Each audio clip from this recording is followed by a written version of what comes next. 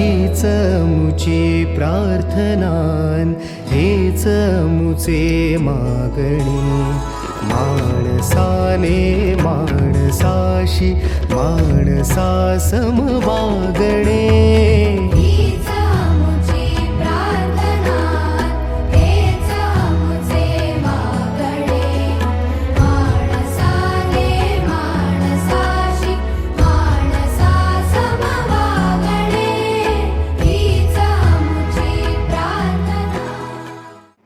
High everybody, I am Amit sir.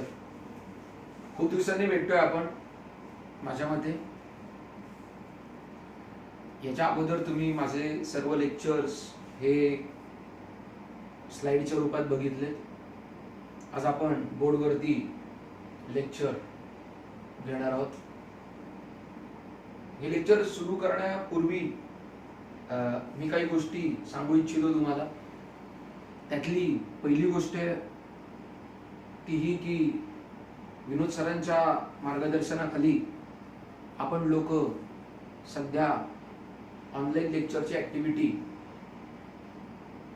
चालवत आहोत. तुम्ही सर्वांनी मनापासून अभ्यास करावा ही VSA परिवारातर्फे तुम्हाला विनंती आहे. आमच्या नॉन टीचिंग स्टाफ कडनं जे फोन येतात अभ्यासासाठी, त्याला तुम्ही सर्वजण चांगला रिस्पॉन्ड देतच आहात.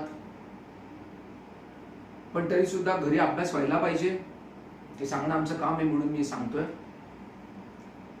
आणि सगळ्यात महत्वाची गोष्ट म्हणजे आत्ताचा जो वेळ आहे हा अभ्यासाच्या दृष्टीने फार महत्वाचा आहे. जो विद्यार्थी आता अभ्यास करेल नंतर त्याला कॉम्पिटिटिव्ह एक्झामचा अभ्यास करायला खूप चांगला वेळ मिळणार आहे. कारण जो नवीन सिलेबस आलाय आपल्याकडे सध्या, त्या सिलेबसकडे बघता कॉम्पिटिटिव्ह एक्झामचा अभ्यास वेगळा करावा लागेल असं काही उरलेलं नाहीये. त्यामुळे विषयाची डेप्थ वाढलेली आहे. त्यामुळे खूप चांगल्या अभ्यासाची गरज आहे पहिली गोष्ट, आणि तो तुम्ही मनापासून केला पाहिजे. तसं बघायला गेलं तरी 4 तासाच्या वरती क्लासमधून लेक्चर नसणार आहे. PCMB 4 तास झाले. 4 तासामध्ये लेक्चर ऐकून आपण त्याच्यावरती नीट त्याच्या नोट्स वाचल्या. आता आम्ही MCQ पण पाठवणार आहे, ते पण आपण सोडवले, तर एक हेल्दी अभ्यास होईल. आम्हाला तुम्हाला जे चांगल्या रूपात द्यायचंय ते आम्ही सरांच्या मार्गदर्शनाखाली द्यायचा पूर्ण प्रयत्न करतो. पण परवा सरांनी त्यांच्या ऑडिओमध्ये सांगितलंय की पालक, विद्यार्थी आणि शिक्षक असे तिघं मिळून आपल्याला यश मिळणार आहे. पण त्रिकोणामध्ये सुद्धा एक ठळक बिंदू जो आहे तो म्हणजे विद्यार्थी आहे. खूप विद्यार्थी पालकांचं ऐकत नाहीत. प्लीज ऐका. वेळ देऊन लेक्चर्स फॉलो करा. लेक्चर्स फॉलो करून आम्हाला त्याच्यावरती डाऊट्स विचारा. आमचे फोन नंबर चालू आहेत. त्याचबरोबर तुम्ही आम्हाला व्हॉट्सअप करू शकता, मेसेज करू शकता. कुठल्याही अडीअडचणी आल्या तर बिनधास्त विचारा. धन्यवाद. हे सर्व इंट्रोडक्टरी बोलल्यावर आज आपण आपल्या विषयाकडे वळूया. आज थोडी रिव्हिजन घेऊया. आतापर्यंत आपण सोल्युशन स्टार्ट केलं, त्याच्यामध्ये आपण ट्रू सोल्युशन बघितले, सॅच्युरेटेड बघितले, अनसॅच्युरेटेड बघितले, सुपर सॅच्युरेटेड बघितले, होमोजिनियस मिक्सचर बघितलं, हेट्रोजिनियस मिक्सचर बघितलं, टाइप्स ऑफ सोल्युशन बघितले, 9 टाइप्स ऑफ सोल्युशन बघितले. मग आपण हे सगळं बघत असताना factors affecting on solubility of solid solute, factors affecting solubility of gaseous solute in liquid solvent, अशा पद्धतीने आपण अभ्यास करायचा पूर्ण प्रयत्न केला. ते झाल्यानंतर आपण एका महत्त्वाच्या प्रॉपर्टीकडे वळालो. त्या प्रॉपर्टीचं नाव होतं वेपर प्रेशर. आणि त्याच्यामध्ये मी सांगितलं होतं, सगळ्यांना आठवत असेल की लिक्विडच्या सरफेसवरचे काही मॉलिक्यूल हे इव्हॅपोरेशनमुळे हवेत येणार आहेत आणि हवेत आल्यामुळे त्यांची एनर्जी जेव्हा ते लॉस करतील सराउंडिंग मध्ये, त्यावेळेस ते पुन्हा एकदा लिक्विडच्या सरफेसकडे जायला लागतील आणि लिक्विडच्या सरफेसकडे जाताना ते वेपर प्रेशर एक्झर्ट करतील. आपण रॉल्स लॉ बघितला होता. रॉल्स लॉ मध्ये सगळ्यांना आठवत असेल की मी जर का एक कंटेनर घेतला आणि त्या कंटेनर मध्ये दोन कंपोनंट ऍड केले, कंपोनंट ए आणि कंपोनंट बी, आणि आता आपल्याला ट्रू सोल्युशन मिळालं. ट्रू सोल्युशन मिळाले म्हणजे होमोजिनियस मिक्सचर मिळाले हे मी सांगायची गरज नाही. आणि इथे जेव्हा मला ट्रू सोल्युशन मिळालं, होमोजिनियस मिक्सचर मिळालं, त्यावेळेस आपण असा अभ्यास करत होतो की कंपोनंट ए जो आहे तो पण व्होलाटाईल लिक्विड आहे आणि कंपोनंट बी सुद्धा जो आहे, हे दोन्ही कंपोनंट ए आणि कंपोनंट बी हे दोघही व्होलाटाईल लिक्विड आहेत. म्हणजे हे दोघं जेव्हा इकडे कंटेनर मध्ये येतील, सोल्युशन तयार करतील, तेव्हा त्यांच्या दोघांचेही पार्टिकल हवेमध्ये जातील आणि दोन्ही लोकांचे पार्टिकल हवेमध्ये गेल्यानंतर ते जेव्हा रिटर्न यायला लागतील कंडेन्सेशनच्या दरम्यान, आणि जेव्हा रेट ऑफ इव्हॅपोरेशन आणि रेट ऑफ कंडेन्सेशन दोघं सेम होतील, त्यावेळेस आपल्याला वेपर प्रेशर ते एक्झर्ट करतील असं म्हणता येईल. जेव्हा कंपोनंट ए हा प्युअर होता ना, त्यावेळेस वेपर प्रेशर मी P01 घेतलं होतं, आणि कंपोनंट बी जेव्हा प्युअर होता ना, त्यावेळेस जे वेपर प्रेशर होतं ते मी P02 घेतलं होतं.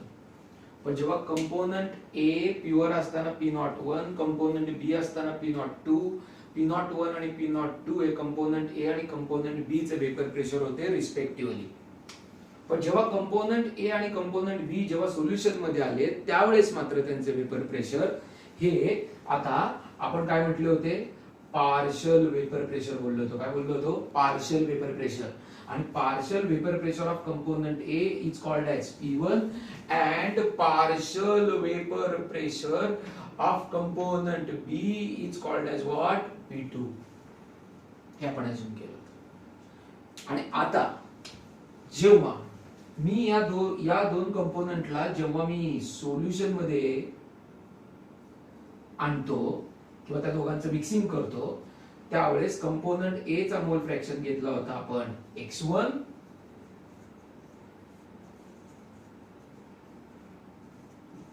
x1 हा मोल फ्रॅक्शन होता कंपोनंट ए चा, x1 हा मोल फ्रॅक्शन होता कंपोनंट ए चा, आणि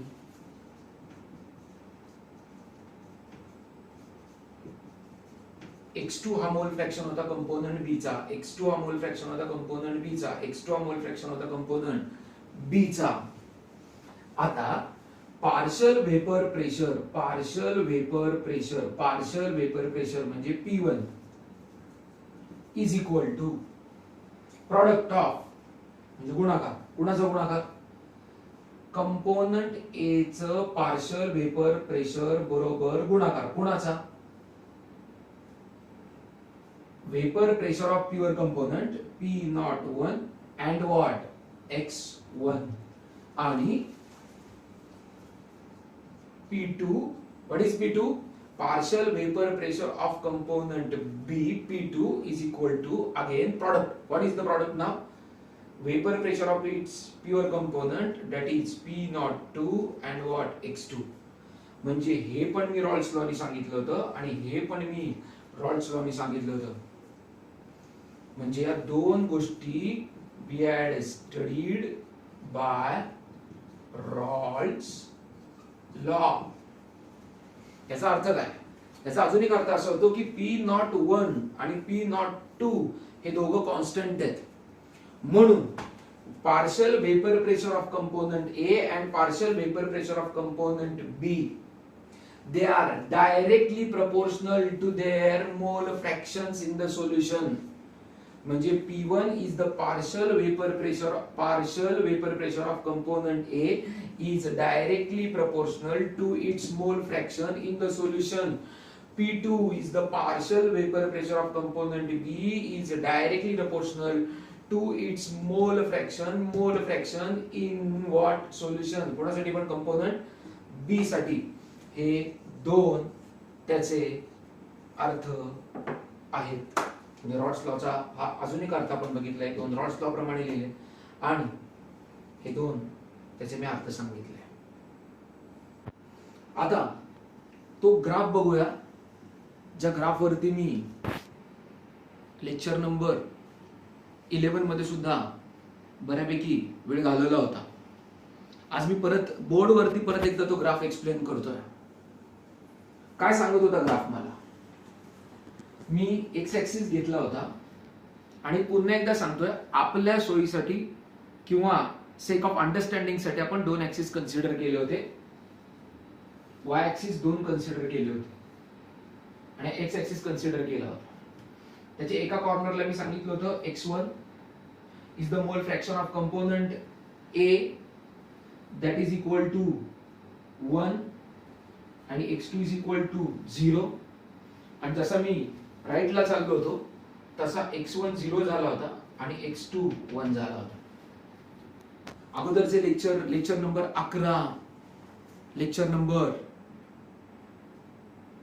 10 त्या दरम्यान मोल फ्रॅक्शनच्या बाबतीत मी हे बोललो होतो की जेवढे कंपोनंट असतात तेवढ्या सगळ्या कंपोनंटच्या मोल फ्रॅक्शनची सम 1 असते. आता माझ्याकडे कंपोनंट किती आहेत? 2. माझ्याकडे जर का कंपोनंट 2 असतील तर मी दोनच कंपोनंटचं मोल फ्रॅक्शन कन्सिडर करणार. माझ्याकडे कंपोनंट ए आणि कंपोनंट बी आहे म्हटल्यावर मी दोनच कंपोनंटचं मोल फ्रॅक्शन कन्सिडर करणार, x1 आणि x2. आणि त्या दोन्ही कंपोनंटच्या मोल फ्रॅक्शनची सम आहे ना ती 1 आहे. म्हणजे काय झालं तर x1 plus x2 is equal to 1. आता या कॉर्नरला काय झालं होतं? या कॉर्नरला असं झालं होतं की x1 1 आहे, याचा अर्थ x2 0 आहे. याचा अर्थ जर का x1च 1 झाला तर x2 0 आहे. याचा अर्थ या कॉर्नरला फक्त आणि फक्त मी प्युअर कंपोनंट ए कन्सिडर करतोय. जेव्हा मी लेफ्ट कॉर्नर कडे राईट कॉर्नर कडे चाललोय, लेफ्ट कॉर्नर कडून राईट कॉर्नर कडे जेव्हा मी चाललोय त्यावेळेस हळूहळू माझा कंपोनंट ए कमी होत चाललाय आणि कंपोनंट बी वाढत चाललाय. का? कारण आता कंपोनंट बी चा मोल फ्रॅक्शन 1 झालाय. मग याच्यामध्ये काय, या दोन एक्स्ट्रीमिटीच्या मध्ये काय घडतंय तर याच्यामध्ये जेव्हा मी सांगितलं होतं मागच्या लेक्चर मध्ये की याच्यामध्ये x1 आणि x2 या दोघांच्या व्हॅल्यू नॉन झिरो आहेत किंवा त्या 1 पण नाही आहेत. याचा अर्थ दोन्ही कंपोनंट प्रेझेंट आहेत. म्हणजे मध्ये मी बोलतोय ना ते फक्त x1 च्या विथ रिस्पेक्ट टू बोलत नाही, x2 च्या विथ रिस्पेक्ट टू बोलत नाही, म्हणजे कंपोनंट ए च्या विथ रिस्पेक्ट टू बोलत नाही, कंपोनंट बी च्या विथ रिस्पेक्ट टू बोलत नाही. तर मध्ये जो एक्स ऍक्सिस या दोन एक्स्ट्रीमिटीचा भाग आहे ना त्याच्यामध्ये मी दोन्ही कंपोनंट बद्दल बोलतोय, म्हणजे मी सोल्युशन बद्दल बोलतोय असं मी बोललो होतो.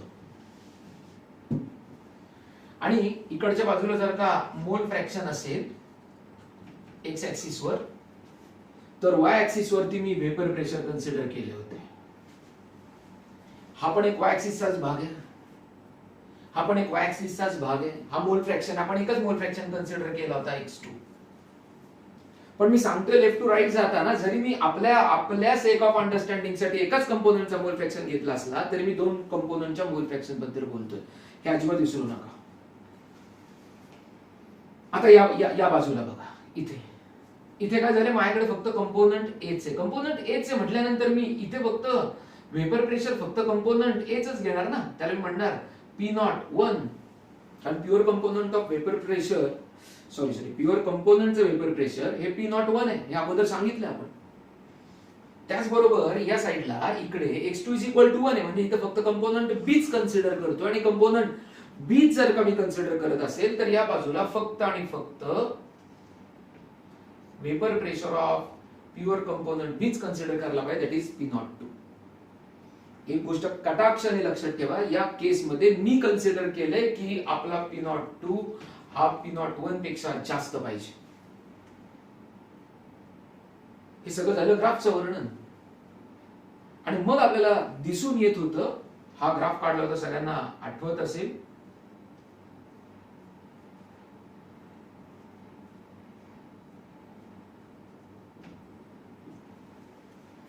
हा जो ग्राफ आहे ना, ही जी स्ट्रेट लाईन आहे ना, ही मला काय सांगते, this is the graph of partial vapour pressure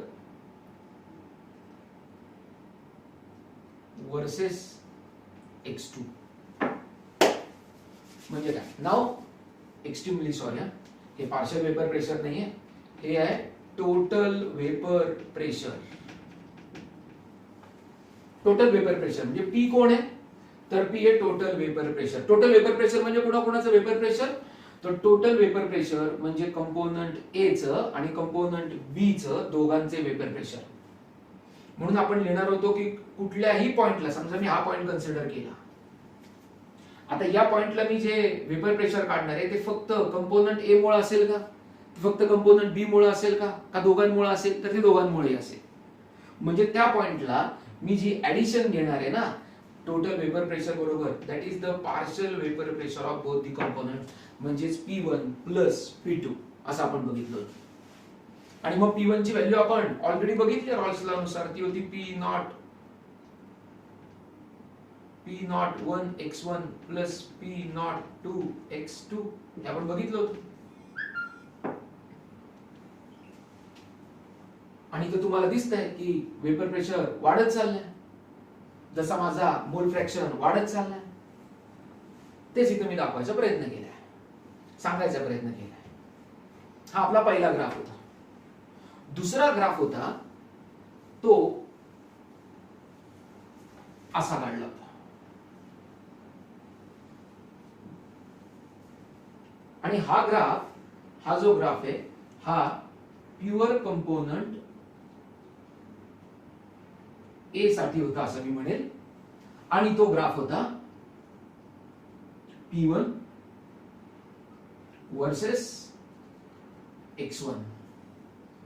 कुणीतरी मला प्रश्न विचारला होता, सर P1 आणि P01 हे दोघं वेगळे आहेत का? वेगळे नाही येते, कधीतरी P1 हा P01 होणार आहे. P1 हा शब्दोच्चार मी कधी करणार आहे, जोपर्यंत हा ग्राफ प्युअर कंपोनंट A साठी बरं का, हे विसरू नका. P1 मी कधी बोलणार आहे, जेव्हा मी सोल्युशनचा विचार करतोय. सोल्युशन मधलं कंपोनंटचं वेपर प्रेशर हे पार्शल वेपर प्रेशर आहे आणि ते P1 आहे.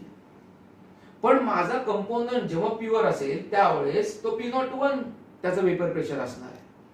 म्हणजे P1च कधीतरी माझा P01 होणार आहे.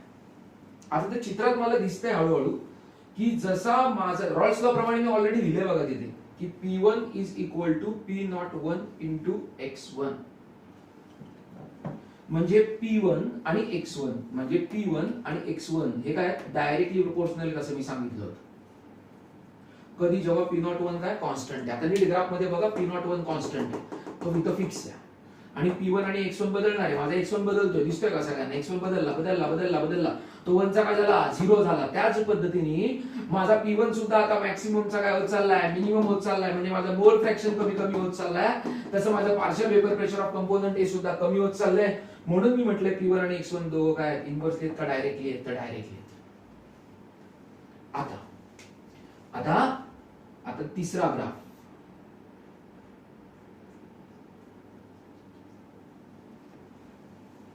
हा तिसरा ग्राफ जो होता ना, हा इकडून इकडे जो मी ड्रॉ केला, हा कंपोनंट बी साठी होता, प्युअर कंपोनंट बी साठी होता. आणि मला काय दिसतंय तिथे, जेव्हा माझा मोल फ्रॅक्शन वाढत जातो सोल्युशन मध्ये,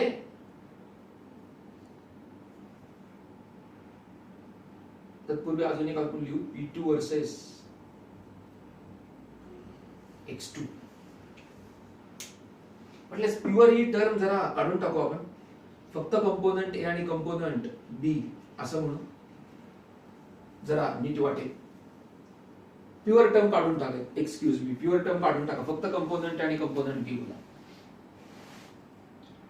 आता P2 वर्सेस x2 मध्ये पण मला दिसतंय P2 is equal to P02 into x2. पुन्हा एकदा P02 कॉन्स्टंट आहे, म्हणजे पुन्हा एकदा P2 is direct proportional to x2. म्हणजे जसा माझा मोल फ्रॅक्शन ऑफ कंपोनंट B वाढत चाललाय तसा माझं वेपर प्रेशर सुद्धा काय होत चाललंय, पार्शियल वेपर प्रेशर सुद्धा काय होत चाललंय, वाढत चाललंय. म्हणजे P2 आणि X2 दोघं काय इन्व्हर्सली आहेत का, डायरेक्टली आहेत का, डायरेक्टली आहेत. आयडियल सोल्युशन साठी मी अशा पद्धतीने जसा मागाशी चित्रात ग्राफ ड्रॉ केला त्या पद्धतीने करतोय. x1 बरोबर 1, x2 बरोबर 0, इकडं मोल फ्रॅक्शन आहे, इकडं वेपर प्रेशर आहे. जेव्हा माझा कंपोनंट ए प्युअर आहे त्यावेळेचं वेपर प्रेशर आहे P0 1. जेव्हा इकडं फक्त कंपोनंट बी आहे त्यावेळेस वेपर प्रेशर आहे P0 2. जसा कंपोनंट बी वाढत चाललाय तसं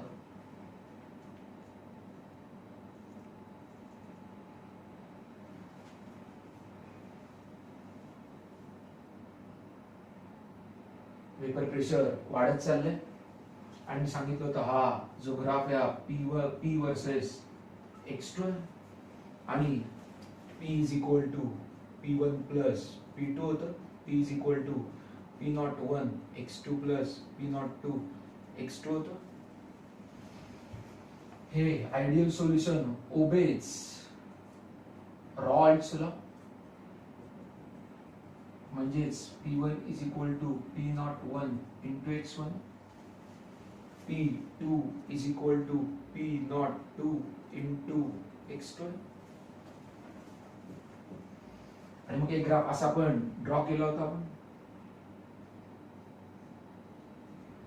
आणि हा ग्राफ मी परत एकदा सांगतोय, हा ग्राफ आवर्जून लक्षात ठेवा. मागाशी मी चुकून एक्स्ट्रीमली सॉरी मग चुकून मी कंपोनंट प्युअर कंपोनंट बोललो होतो हे ग्राफ काढताना. प्युअर हा शब्द नाही असं मला सांगायचंय. मला ऍक्च्युली त्यावेळेस असं म्हणायचं होतं प्युअर म्हणजे मी सोल्युशन मध्ये फक्त कंपोनंट ए चा अभ्यास करतोय हा ग्राफ ड्रॉ करताना. जेव्हा मी हा ग्राफ ड्रॉ केला होता त्यावेळेस मी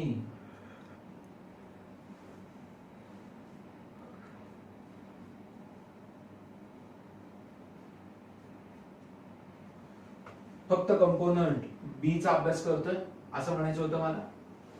आणि मग या ग्राफ साठी फक्त कंपोनंट ए चा विचार केला होता आणि ग्राफ होता P1 वर्सेस X1. या ग्राफ ड्रॉ करताना मी फक्त कंपोनंट बी चा विचार केला होता आणि ग्राफ होता P2 वर्सेस X2. हे सगळं चित्र जे आहे ते आयडियल सोल्युशन साठी आहे.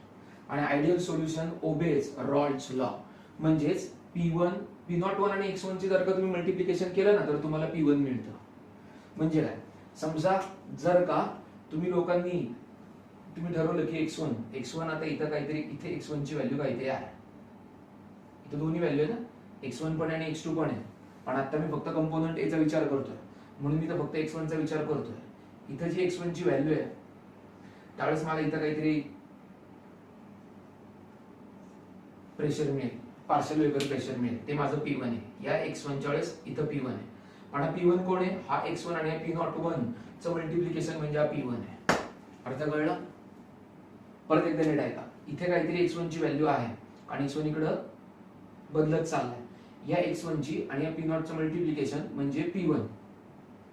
हे मला नाही, रॉड्सला सांगायचंय. समजा उद्या मी इकडे गेलो, या ग्राफ वरती जर काही बघत राहिलो तर इथं काहीतरी X2 ला व्हॅल्यू आहे. X1 पण आहे पण मी आता परत X2 चा विचार करतो. इथे X2 आहे. या X2 ची आणि या P0 ची व्हॅल्यू म्हणजे हा इथला P2 असेल. मी हे दोन्ही कुठेही बघू शकतो. इथला P2 इथं पण येऊ शकतो आणि इथला P1 इकडे पण येऊ शकतो. डोंट वरी. ते आपण पर्यंत सांगतोय ते आपल्या अंडरस्टँडिंग साठी, ते चिंता करू नका. ओके, हे सगळं असं नीट घडत असेल, रॉल्ड्स लॉ फॉलो होत असेल तर आपण म्हणायचं जे सोल्युशन मी कन्सिडर केलंय ते आयडियल सोल्युशन आहे. बाकीच्या प्रॉपर्टीज आपण फार डिटेल्स मध्ये बघितल्या. डेल्टा H मिक्सिंग 0 असतो, डेल्टा V मिक्सिंग 0 असतो. आठवत असेल सगळ्यांना. सोल्यूट सॉल्व्हंट इंटरॅक्शन्स कंपेरेबल असतात. अशा पद्धतीने आपण आयडियल सोल्युशनच्या प्रॉपर्टीज बघितल्या होत्या. आता येणाऱ्या पुढच्या काही क्षणांमध्ये आपण नॉन आयडियल सोल्युशनचा विचार करूया. आता आयडियल सोल्युशन आपण बघितले. नॉन आयडियल सोल्युशन बघायच्या आधी एका पॉइंटला मी सांगितलं होतं, आयडियल सोल्युशनचे जे टोटल वेपर प्रेशर आहेत those are in between P01 and P02, म्हणजे त्यांच्या प्युअर कंपोनंटच्या वेपर प्रेशर, प्युअर कंपोनंटचे जे वेपर प्रेशर आहेत त्याच्यामध्ये कुठेतरी टोटल वेपर प्रेशरची व्हॅल्यू आहे. टोटल वेपर प्रेशरची व्हॅल्यू P01 पेक्षा कमी नाहीये आणि P02 पेक्षा जास्त नाहीये असं मला सांगायचं होतं. आणि ही प्रॉपर्टी आयडियल सोल्युशन साठी आहे. जेव्हा मी नॉन आयडियल सोल्युशनचा विचार करणार आहे ना, त्यावेळेस रॉल्स लॉ ओबे होणार नाही. रॉल्स लॉ ओबे होणार नाही म्हणजे काय, तर P01 इंटू x1 चं उत्तर P1 येणार नाही. त्याचबरोबर P02 इंटू x2 चं उत्तर P2 येणार नाही. एक लक्षात घ्या, मागाशी मी तुम्हाला रॉल्स लॉचे असे दोन स्टेटमेंट लिहिल्यानंतर ना मी एक वाक्य सांगितलं होतं की P1 is directly proportional to x1, P2 is directly proportional to x2. तुम्हाला एक प्रश्न पडायला पाहिजे की ते मी स्टेटमेंट म्हणून का नाही घेतलं, ते मी सुरुवातीलाच मांडायला पाहिजे होतं. म्हणजे स्टेटमेंट असं घ्यायच्या ऐवजी P01 इंटू x1 हा पार्शियल वेपर प्रेशर आहे किंवा P02 इंटू x2 हा पार्शियल वेपर प्रेशर आहे कंपोनेंट ए चा, बी चा, काय जे रिस्पेक्टिव्ह आहेत ते, असं मी घ्यायच्या ऐवजी मी ते डॉट आहेत किंवा प्रॉडक्ट आहे, डॉट नाही सॉरी प्रॉडक्ट आहेत असं का घेतलं. ते मी डायरेक्टली म्हणायला पाहिजे होते, नाही म्हटलं. त्याचं पण कारण आता इथं दडलेलं आहे. We will see that in what non ideal solution. Non ideal solution मध्ये रॉल्स लॉ ओबे होणार नाही. म्हणजे काय होणार नाही ते मी तुम्हाला सांगितले. P1 is not equal to P01 x1 and P2 is not equal to P02 x2. जर का P1 हा P01 इंटू x1 पेक्षा जास्त असेल, रॉल्स लॉ ओबे केला तर इक्वल आला असता आणि आयडियल सोल्युशन झाला असता. पण मी आता नॉन आयडियल सोल्युशन बघत नाही, आता मी नॉन आयडियल सोल्युशन बघतोय आणि म्हणून P1 हा P01 आणि x1 यांच्यापेक्षा जर का जास्त असेल किंवा P2 हा सुद्धा P02 इंटू x2 पेक्षा जास्त असेल तर याला मी म्हणणार पॉझिटिव्ह डेव्हिएशन. काय म्हणणार मी याला? Positive deviation. काय म्हणणार मी याला? Positive deviation. आणि आम्हाला जे ग्राफ मिळतील कंपोनंट ए साठी ते ग्राफ अशी स्ट्रेट लाईन याच्या ऐवजी असा वरून येईल. त्याचबरोबर कंपोनंट बी साठी मला ग्राफ असा मिळेल आणि सोल्युशन साठी मला, आता तुमच्या लक्षात येत असेल पॉझिटिव्ह डेव्हिएशनला आपले टोटल वेपर प्रेशरची व्हॅल्यू ही या दोन कंपोनंट प्युअर कंपोनंटच्या वेपर प्रेशर पेक्षा जास्त पण आलेली आहे काही वेळा. म्हणजेच हे जे मी बोलतोय कोणासाठी बोलतोय? नॉन आयडियल सोल्युशन साठी बोलतोय.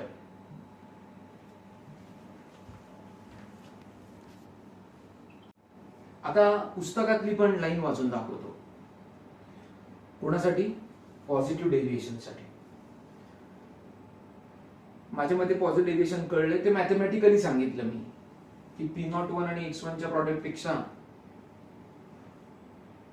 P1 चा आन्सर जास्त येणार आहे किंवा P02 x2 च्या प्रॉडक्ट पेक्षा P2 चं उत्तर जास्त येणार आहे. ऍक्च्युअली सेम पाहिजे होते, सेम असते तर आयडियल झाले असते, पण नॉन आयडियल आहे म्हणजे वेगळे तर म्हणजे काय, आता पार्शियल वेपर प्रेशर हे या प्रॉडक्ट पेक्षा जास्त आहे आणि कोणासाठी तर हे पॉझिटिव्ह डेव्हिएशन साठी. आता प्रश्न पडतो असं का घडलं त्याचं एक्सप्लेनेशन वाचतोय आपल्या पुस्तकात आहे. The solution in which solute solvent intermolecular attractions are weaker. Solute solvent intermolecular attractions are weaker than those between solute molecules, solvent molecule exhibit positive deviations. Positive deviation घडताना काय घडले ते नीट आहे का? त्यांनी सांगितलं आपल्याला solute solvent intermolecular attractions are weaker आहेत. कोणापेक्षा? सोल्यूट आणि सॉल्वंट पेक्षा. आणि the vapour pressure of such solutions are higher than those of pure components. Vapour pressure of solution P is higher than that of what?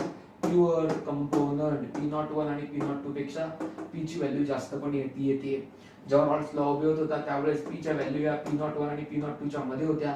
पण आता Rawls law उभे होत नाही नॉन आयडियल सोल्युशनच्या केसमध्ये, त्यावेळेस P च्या व्हॅल्यू या P01 आणि P02 पेक्षा जास्त आहेत, ज्या टोटल वेपर प्रेशर बद्दल बोलतोय मी. आता पुढे आपल्याला सांगितलंय एक वाक्य, जे पहिलं सांगितलं ते मी अजून चांगलं एक्सप्लेन करतो. 3 प्रकारच्या इंटरॅक्शन होत्या. एक होती ती सोल्यूट, दुसरी होती ती सॉल्वंट आणि तिसरी होती ती सोल्यूट सॉल्वंट. अशा प्रकारच्या 3 इंटरॅक्शन होत्या. आपण असं सांगितलं होतं जर का आयडियल सोल्युशन असेल आपल्याकडे तर सोल्यूट सॉल्वंट आणि सोल्वंट या तिन्ही प्रकारचे इंटरॅक्शन या कंपॅरेबल पाहिजेत, सारख्या पाहिजेत. पण आता सोल्युशन आयडियल नाहीये, सोल्युशन नॉन आयडियल आहे. आणि नॉन आयडियल असल्यामुळं आता सोल्यूट इथं दिसतंय पॉझिटिव्ह डेव्हिएशनच्या केसमध्ये आपल्याला दिसतंय की सोल्यूट आणि सॉल्वंट यांच्या इंटरॅक्शन पेक्षा सोल्यूट सॉल्वंट हे इंटरॅक्शन वीक आहेत. म्हणजे कंपोनंट ए आणि कंपोनंट बी, म्हणजे कंपोनंट समजा मी अज्युम केलं की कंपोनंट ए माझा सोल्यूट आहे आणि कंपोनंट बी माझा सॉल्वंट आहे, तर ए मधली इंटरॅक्शन बी मधली इंटरॅक्शन स्ट्रॉंग आहे, पण ए आणि बी मधली इंटरॅक्शन वीक आहे. आणि त्यामुळे मला पॉझिटिव्ह डेव्हिएशन मिळणार आहे असं आपल्याला लक्षात येईल. उद्या बघूया निगेटिव्ह डेव्हिएशन बद्दल.